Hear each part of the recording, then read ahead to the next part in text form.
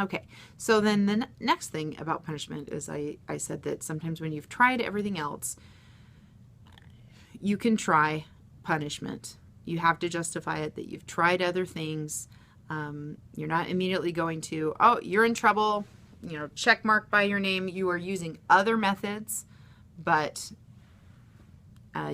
you need this behavior to change, and you think of a way that is ethically okay to use, and you justify it, then you may need to use punishment. So punishment means that you're going to take something away or apply something in a way that it's going to stop the behavior.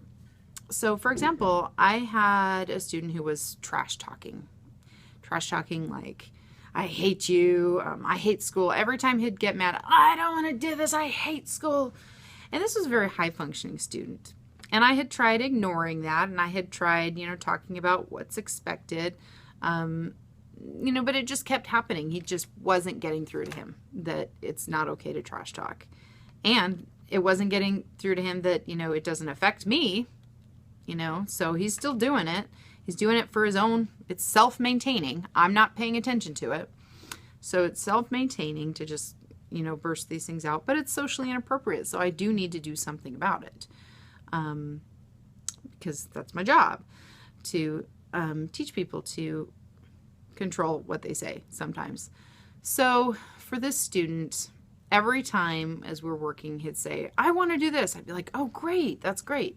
And I wrote it on the board. I'm so glad that you want to do Legos today, because now I'm going to remember that that's a choice when we're done with this. And he's all about like, I want this and I want that. So pretty soon we had, 5 or 6 things on that board. And then something got hard, and he says, I hate you, I hate school, I hate this. And I said, oh, well, when you say you hate me, I feel like, and you hate school, it's like, I feel like you hate everything. So, all these choices we talked about that you want to do at school, you must, if you hate all of this, you don't need to do these things. I'll just take one away every time I hear you say, I hate this, I hate you, I hate school, because it makes me feel like you really, if you hate me, you hate my classroom, you hate everything. You don't need these things. You don't need the Legos. You don't need the iPad. You don't need the duck or whatever it was. So I only had to do that 3 times that day, and that was the end of it. And the next day, no trash talk. He'd say, and so it was effective because I didn't actually, I was taking something away. It was a form of negative punishment, taking something away, but it was an ethical way in that he still earned his free time. He just lost the choices of what he could do during that free time.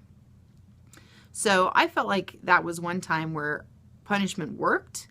I did not have to do it very long. I mean, it was literally a 1-day intervention. And after that, he understood and he got it, that speaking like that is inappropriate. And our kids learn from the consequences. They don't learn from us explaining things to them. So that was a case where I used it. I hope that example kind of clears up the whole punishment, reinforcement, what are your alternatives?